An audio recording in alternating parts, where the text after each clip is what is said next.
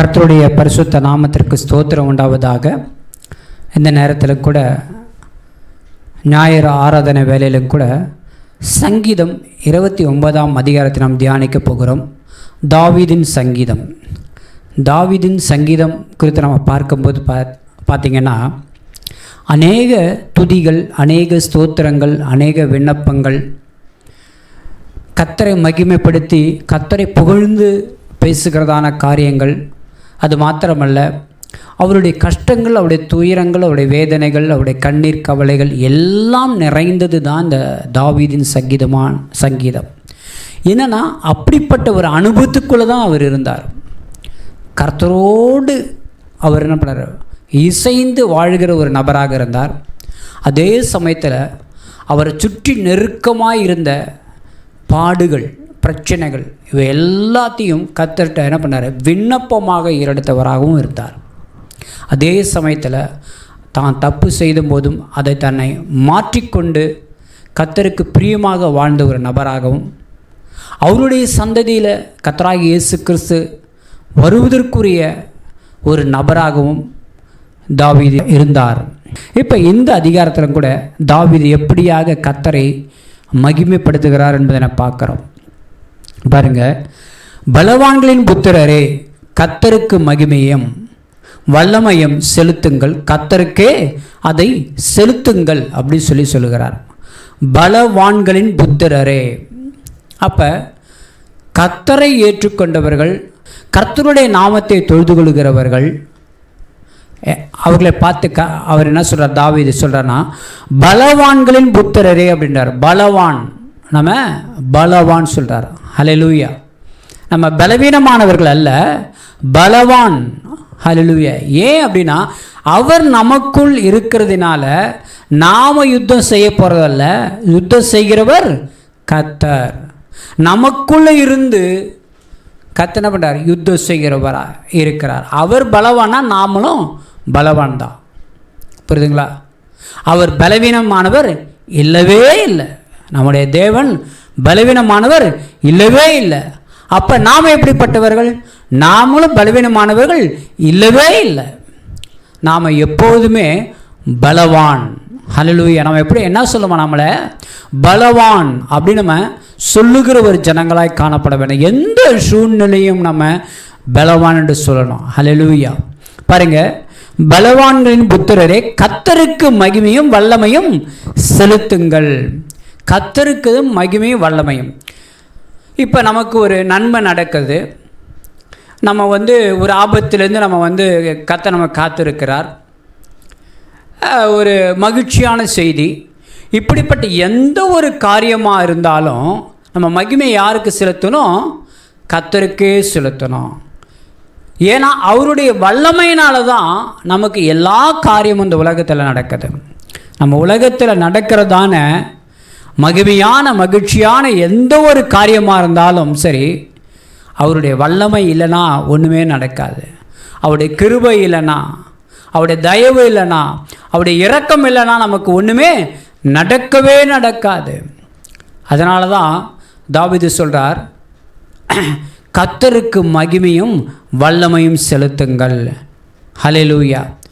ஏசப்பா, உமக்கு கொடான கோடி ஸ்தோத்திரம். ஏசப்பா, உம்முடைய வல்லமையினால் என்னுடைய வாழ்க்கையில் ஒரு அற்புதத்தை செஞ்சீங்க. இப்படிப்பட்டதான ஒரு ஆபத்திலிருந்து என்னை காத்து கொண்டீங்க. இப்படிப்பட்டதான பிசாசின் போராட்டத்திலிருந்து உங்களுடைய வல்லமையினால் என்னை காத்து கொண்டீங்க, உங்களுடைய மகிமையினால் என்னை காத்து கொண்டீங்க அப்படின்னு சொல்லிட்டு என்ன பண்ண, அவருக்கு மகிமையை அவருக்கு செலுத்தணும். உலகத்தில் இருக்கிற ஜனங்களுக்கு செலுத்தக்கூடாதுங்க. இப்போ ஒரு ஜனங்க மூலிமா நமக்கு உதவிகள் கிடைக்கலாம், புறஜாதி மூலிமா கூட நமக்கு உதவிகள் கிடைக்கலாம். ஆனாலும் கூட மகிமை யாருக்கு போகணும்னா கர்த்தராகிய இயேசு கிறிஸ்து தான். ஏன்னா அவரே வேதத்தில் சொல்லியிருக்கிறாரு, மனித தயவை ஏற்படுத்தி தரேன்னு சொல்லிட்டு அவர் ஏற்படுத்தி தரேன்னு சொல்கிறார்.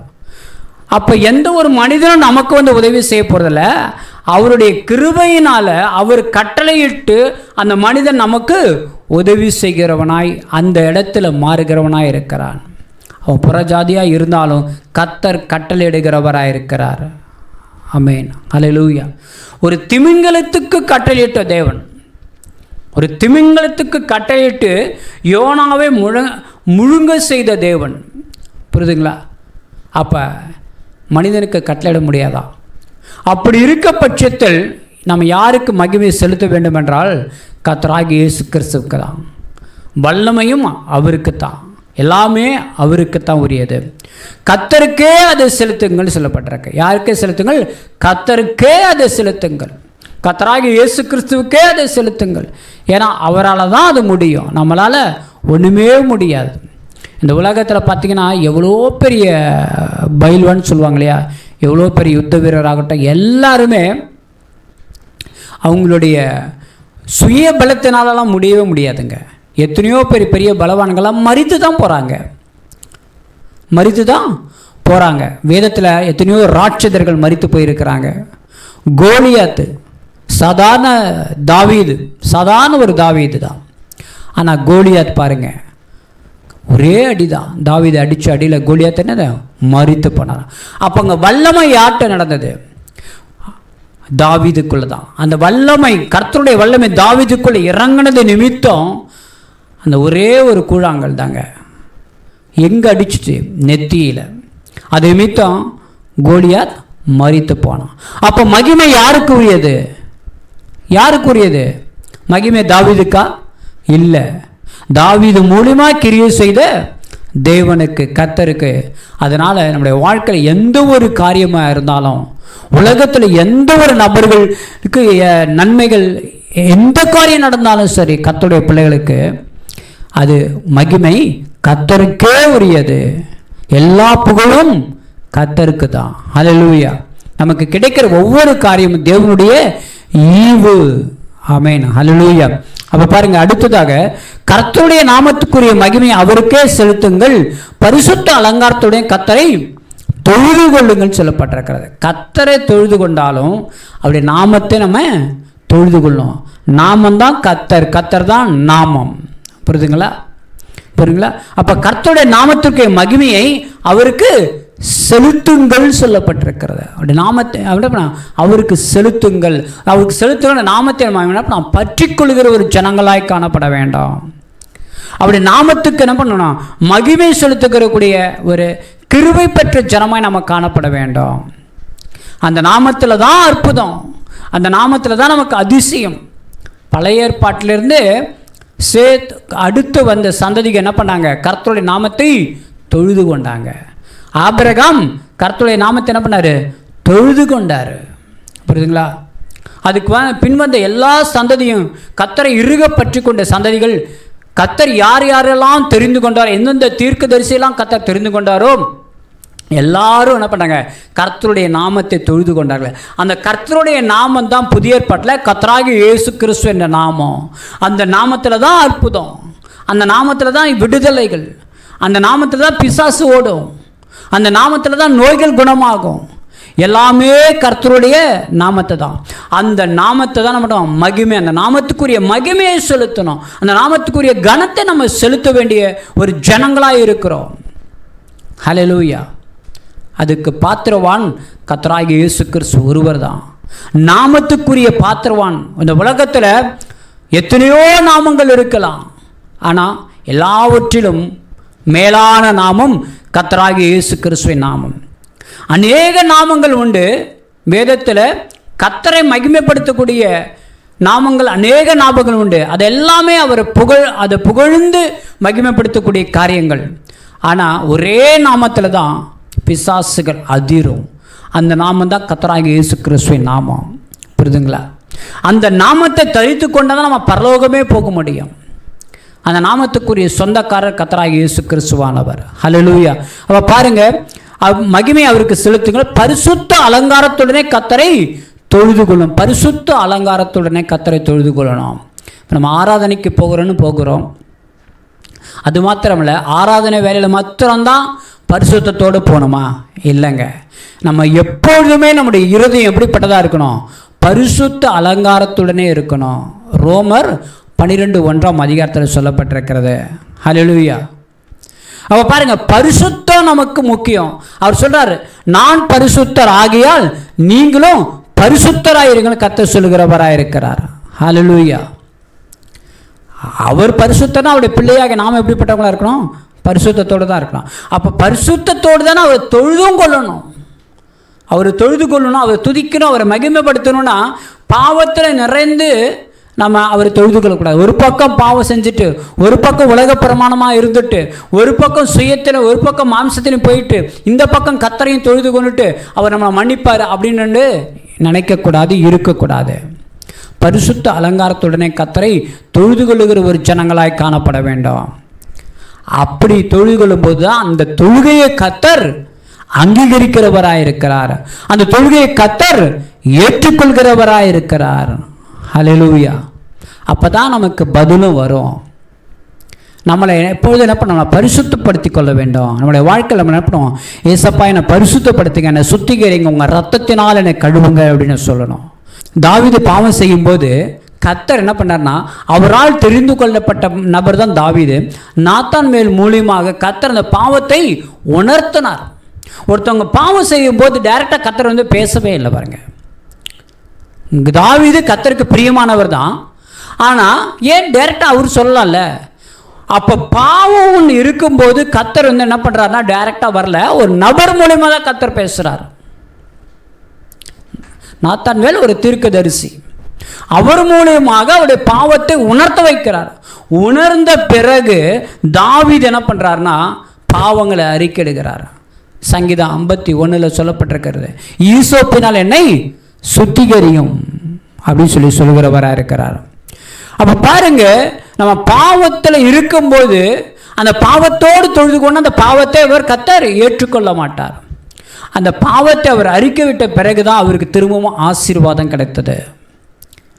அப்போ தான் திரும்பவும் கர்த்தர் என்ன பண்ண, தாவீதோடு பேசுகிறவராக இருந்தார். அதே போல தான் நம்முடைய வாழ்க்கையில் நம்ம பாவத்தோடு கர்த்தரை தொழுது கொண்டோமானால் கர்த்தர் நம்மோடு பேசவும் மாட்டார், அந்த விண்ணப்பத்தை அவர் கேட்கவும் மாட்டார். பாவங்களை மறைக்கிறவன் வாழ்வடைய மாட்டான், அவன் அறிக்கை செய்து விட்டு விடுவான், இரக்கம் பெறுவான்னு சொல்லப்பட்டிருக்கிறது. அப்போ பாருங்க, நம்ம பரிசுத்த அலங்காரத்துடனே கர்த்தர் என்ன பண்ணுமா, தொழுது கொள்ளுகிற ஒரு ஜனங்களாய் காணப்பட வேண்டும். நம்முடைய அலங்காரம் கர்த்தருக்கு பிரியமான அலங்காரமாய் காணப்பட வேண்டும். உலகத்துக்குரிய அலங்காரமாக இருக்கக்கூடாது, ஆவிக்குரிய அலங்காரமாக இருக்கணும். ஆவிக்குரிய அலங்காரம் என்ன அப்படின்னா, வேதத்தின்படி நடக்கிறது தான் ஆவிக்குரிய அலங்காரம்.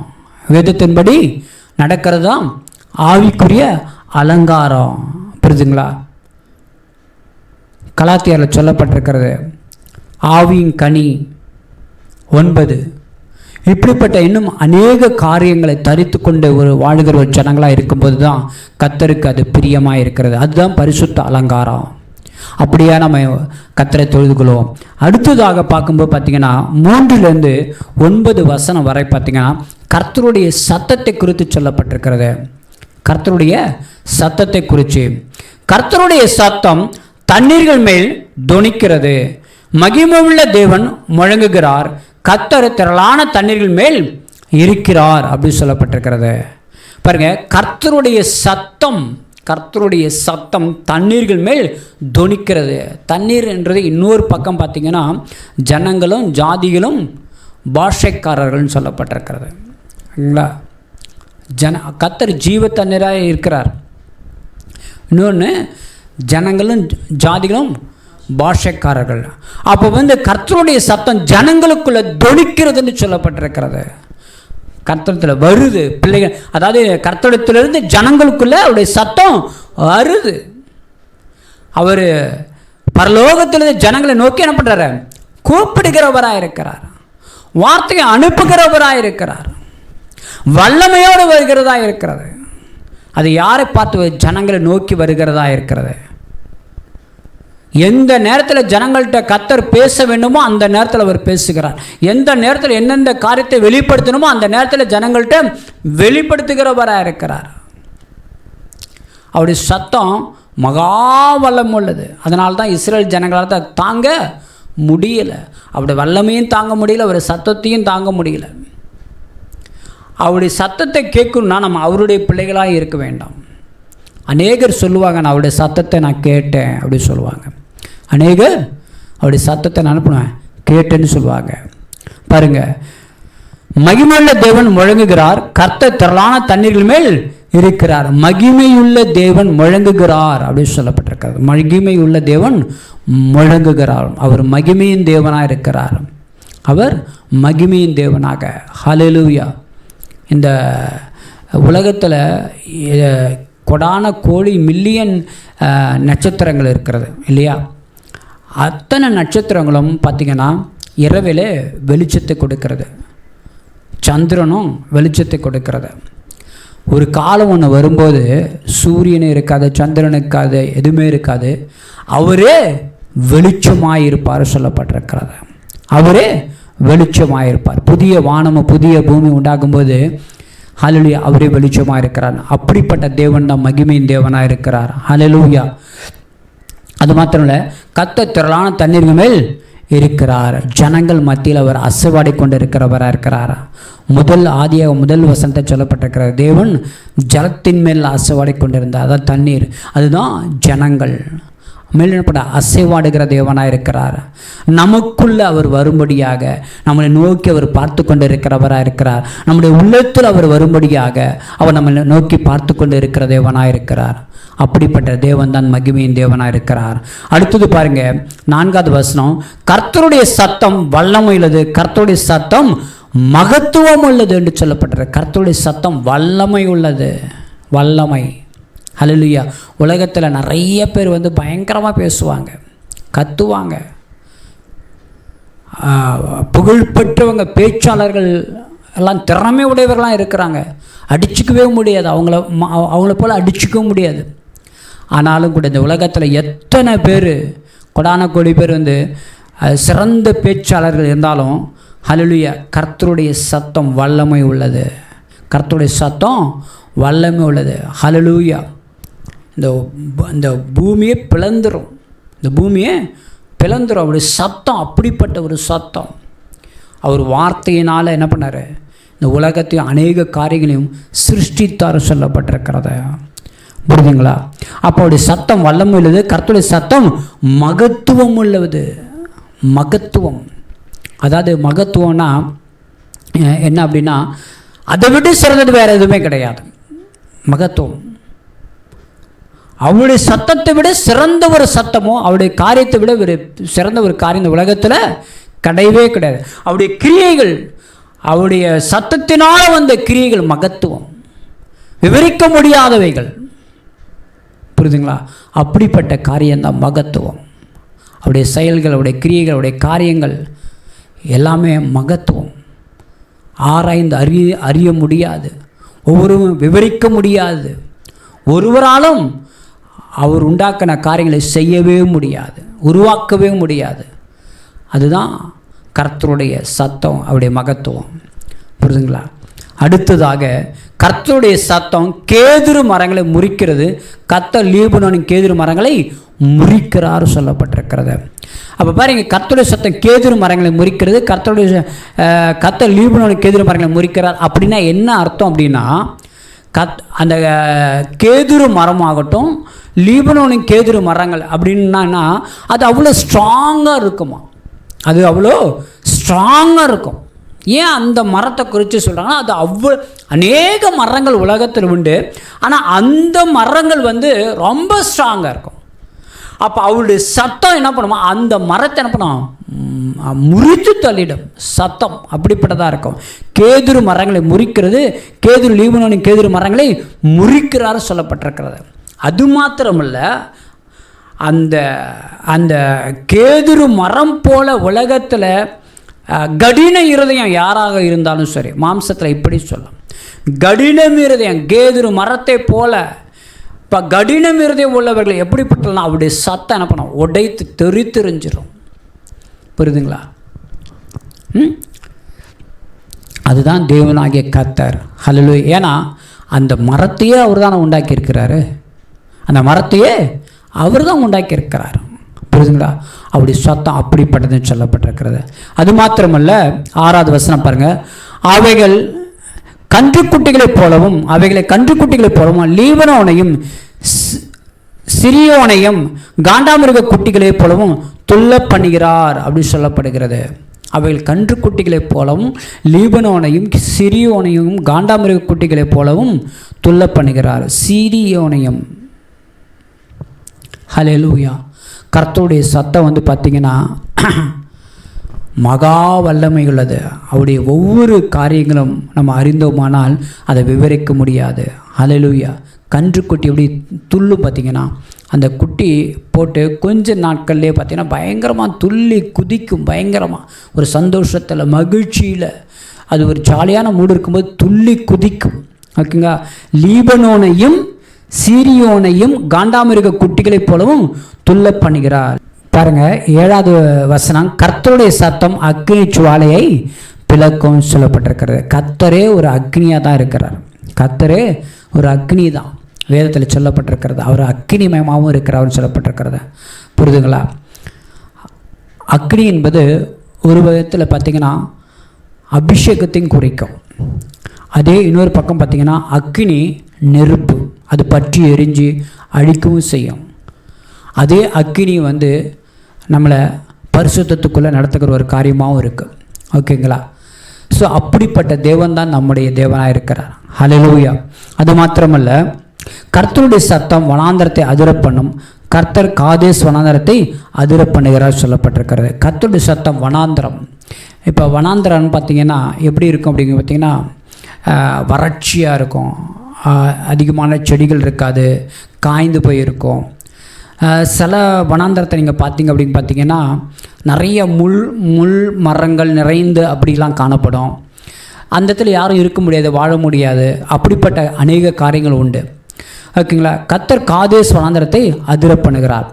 இப்போ இப்படிப்பட்ட ஒரு காரியத்தை இன்னொரு பக்கம் நம்ம எப்படி எடுத்துக்க முடியும்னா, வனாந்தரம் போன்று இருக்கிறதான வாழ்க்கையை மாற்றுகிற தேவனாக இருக்கிறார். அவருடைய சத்தம் வனாந்தரம் போல் இருக்குது பார்த்திங்களா நம்முடைய வாழ்க்கை. அது எல்லாவற்றையும் அவருடைய சத்தம் நம்மளை மாற்றும். அப்படிப்பட்ட வல்லமுடையது தான் கர்த்தருடைய சத்தம். அது மாத்திரமல்ல, கர்த்தருடைய சத்தம் பெண்மான்களை ஈனும்படி செய்து காடுகளை வெளியாக்கும். அவருடைய ஆலயத்தில் உள்ள யாவரும் அவருடைய மகிமையை பிரஸ்தாபிக்கிறார்கள் சொல்லப்பட்டிருக்கு. கர்த்தருடைய சத்தம் பெண்மான்களை ஈனும்படி செய்கிறது சொல்லப்பட்டிருக்கு. கர்த்தருடைய சத்தம் அவர் கட்டளை எடுக்கிறார், அந்த பெண் மான்கள் குட்டி போடுது. புரிதுங்களா. அவர் கட்டளையிடும் போது அந்தந்த காலகட்டத்தில் மிருகங்களுக்கு எல்லாவற்றையும் கர்த்தர் என்ன பண்ணுறாரு, சந்ததியை கொடுக்கிற தேவனாக இருக்கிறார். அது மாத்திரம் இல்லை, காடுகளிலே வெளியாக்கும். அவருடைய ஆலயத்தில் உள்ள யாவரும் அவருடைய மகிமையை பிரஸ்தாபிக்கிறார்கள். அவருடைய ஆலயத்தில் உள்ள யாவரும் அவருடைய மகிமையை பிரஸ்தாபிக்கிறார்கள்.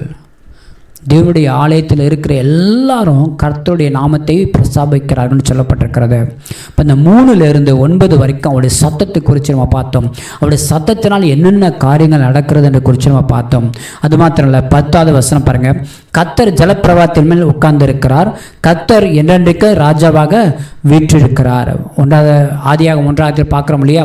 கர்த்தர் ஜலப்பிரவாகத்தின் மேல் அசைவாடி கொண்டிருக்கிறார். இங்கே என்ன எப்படி இருக்குது, உட்கார்ந்து இருக்கிறார் சொல்லப்பட்டார். அதாவது ஜனங்கள் மத்தியில் அவருடைய கண்கள் பூமி எங்கும் உலாவிக் கொண்டிருக்கு. அவர் நம்மளை பார்த்து கொண்டு இருக்கிற தேவனாக இருக்கிறார். ஆமீன். கர்த்தர் என்றென்றைக்கும் ராஜாவாக இருக்கிறார். அவர் எப்பொழுதுமே ராஜா தான். ஹல்லேலூயா. இந்த உலகத்தில் கோடான கோடி மில்லியன் ஜனங்கள் எல்லாருக்கும் அவர் ராஜா தான். அதிபதிகளாகட்டும் எல்லாருக்கும் அவர் ராஜாதி ராஜாவா சர்வ வல்லமுள்ள தேவனாக இருக்கிறார் சொல்லப்பட்டிருக்கிறது. 11வது வசனம் பாருங்க. கர்த்தர் தமது ஜனத்திற்கு பலனை கொடுப்பார். கர்த்தர் தமது ஜனத்திற்கு சமாதானம் அருளி அவர்களை ஆசீர்வதிப்பார் சொல்லப்பட்டிருக்கு. அவரால் தெரிந்து கொள்ளப்பட்ட ஜனங்களுக்கு கர்த்தர் பலனை கொடுப்பார். கர்த்தர் தமது ஜனத்திற்கு சமாதானத்தை கொடுப்பார். பலனை கொடுத்து சமாதானத்தை கொடுத்து அருளுகிற என்ன பண்ண கொடுத்து ஆசீர்வதிக்கிறவராக இருக்கிறார். பலனையும் சமாதானத்தை கொடுத்து ஆசீர்வதிக்கிற தேவன் தான் நம்முடைய தேவன். ஹல்லேலூயா. அதான் முதல் வசனம் பார்த்தீங்களா, பலவான். அந்த பலவான் தான் நம்ம கர்த்தர் நம்ம பலனை கொடுக்கிறவராக இருக்கிறார். ஹல்லேலூயா. இந்த அதிகாரத்தில் அவருடைய வல்லமை குறித்து நம்ம பார்க்க போனால் இன்னும் அதிகமாக நம்ம பார்க்கலாம். அவருடைய செயல்கள், அவருடைய கிரியைகள், அவருடைய காரியங்கள் எல்லாம் அவருடைய வல்லமை தான். அவருடைய வார்த்தை தான். அந்த வார்த்தையிலேருந்து வருகிற அந்த சத்தம் ஹல்லேலூயா எல்லாவற்றையும் அதிர பண்ணும். இந்த உலகத்தையே அதிர செய்கிற தேவன் தான் நம்முடைய தேவன். ஹல்லேலூயா. அவர் சொல்ல ஆகும், அவருடைய கட்டளையிட நிற்கும் என்று சொல்லப்பட்டிருக்கிறது. புரியுதுங்களா. ஆமேன். ஹல்லேலூயா. நாம கர்த்தரை பற்றிக்கொள்வோம், கர்த்தருடைய நாமத்தை மகிமைப்படுத்துவோம், அவருடைய நாமத்தை உயர்த்துவோம். கர்த்தர் தாமே நம்ம ஒவ்வொருவரையும் ஆசீர்வதிப்பாராக. ஆமேன். ஹல்லேலூயா. Glory to Jesus.